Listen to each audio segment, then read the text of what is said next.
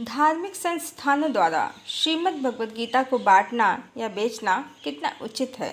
Hello friends, Shrimad Bhagavad Gita को बेचना या बांटना कितना उचित है यह जानने से पहले हम भगवान श्री कृष्ण के उस श्लोक को जानते हैं जिसे भगवान ने अर्जुन से श्रीमद् भगवद गीता में ही अपना ज्ञान अर्जुन को देने के बाद कहा है। इदं ते न तपस्काय न भक्ताय कदाचना न चासु शुष्वे वान्यम न चामाम यो अभ्यसूयते। अर्थात तुझे यह गीता रूप रहस्यमय उपदेश किसी भी काल में न तो तप रहित मनुष्य से कहना चाहिए, न भक्ति रहित से और न बिना सुनने की इच्छा वाले से ही कहना चाहिए, तथा जो दोष दृष्टि रखता है उससे तो कभी भी नहीं कहना चाहिए। इस प्रकार ये तो भगवान का स्वयं श्री कृष्ण भगवान का कथन है। जो भी तपस्वी नहीं है, सांसारिक भोगों की कामना वाला सांसारिक मनुष्य है, भक्ति रहित है, दोष दृष्टि वाला है, उससे ये ज्ञान नहीं कहना है।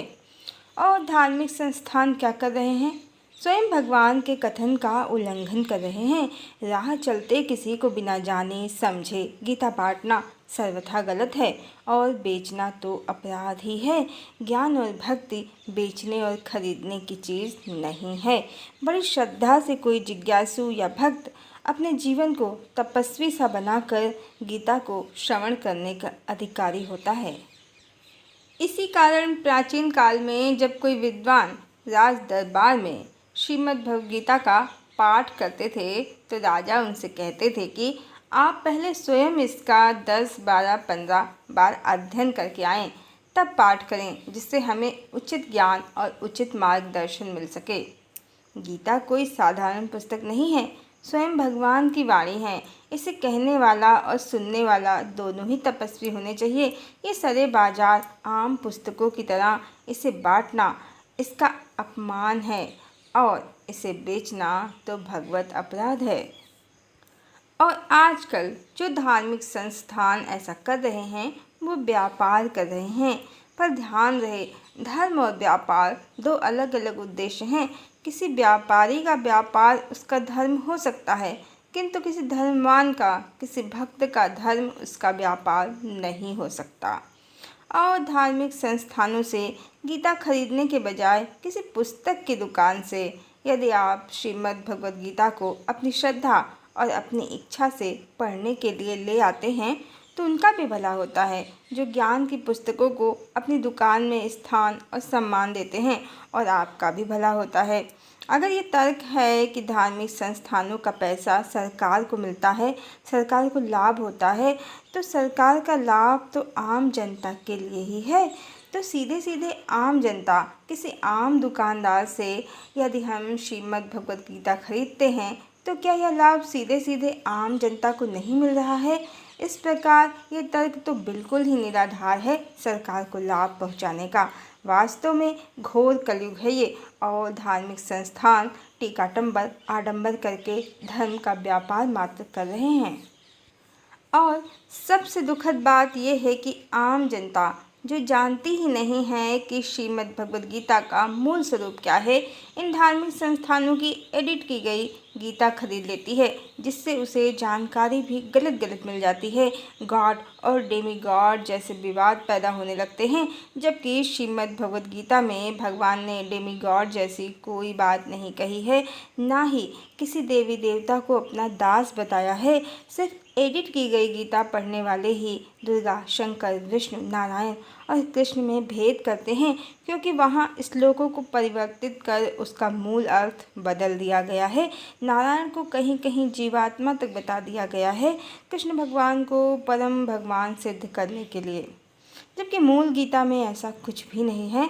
और ये संस्थान अपनी एडिट की हुई गीता को सही बताने के लिए कहते हैं कि हमारी गीता मूल गीता है, वो गीता का ज्ञान है जिसे ब्रह्मा जी को श्री कृष्ण भगवान ने दिया था। तो हमें समझना चाहिए, ब्रह्मा तो सृष्टिकर्ता हैं, उनका यह ज्ञान अभी कलयुग में उत्पन्न हुए इन धार्मिक संस्थानों को किसने दिया? अभी ब्रह्मा तो धरती पर इस कलयुग में अवतरित भी नहीं हुए हैं। और जो भी ज्ञान समकालीन होता है, लेटेस्ट होता है, वही उन्नत होता है। फिर भगवान श्री कृष्ण ने जो ज्ञान कलयुग के प्रारंभ में और द्वापर के अंत में अर्जुन को दिया है वही सबसे उन्नत और लेटेस्ट है। उसे छोड़कर ब्रह्मा जी वाला ज्ञान लेकर हम क्या करेंगे, जबकि हम तो अर्जुन की भांति मनुष्य ही हैं, ना कि सृष्टिकर्ता ब्रह्मा। हमारे लिए तो वही श्रीमद् भगवद गीता उत्तम है जो भगवान श्री कृष्ण ने अर्जुन को सुनाई है।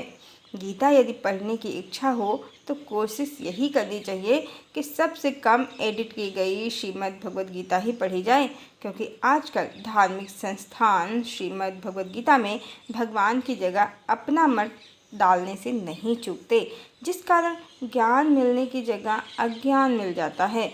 बहुत से मतभेद उत्पन्न होते हैं और हम अपने भगवान को सही से समझ नहीं पाते हैं और भेद बुद्धि का शिकार हो जाते हैं।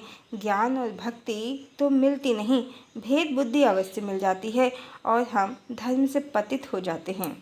वैसे भगवान ने स्वयं को प्राप्त करने का एक अमूल्य मंत्र बताया है श्री रामचरितमानस में। यदि इसको जान लिया तो फिर कुछ जानना शेष नहीं है। निर्मल मंजन सो मोहि पावा, मोहि कपट छल छिद्र न भावा।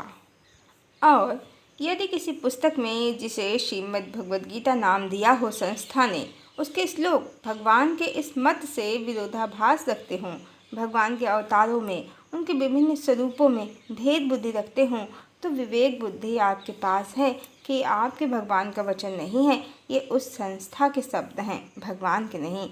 क्योंकि श्रीमद् भगवद गीता में बार बार भगवान ने अर्जुन को यही कहा है कि एकोहम द्वितीयो नास्ति।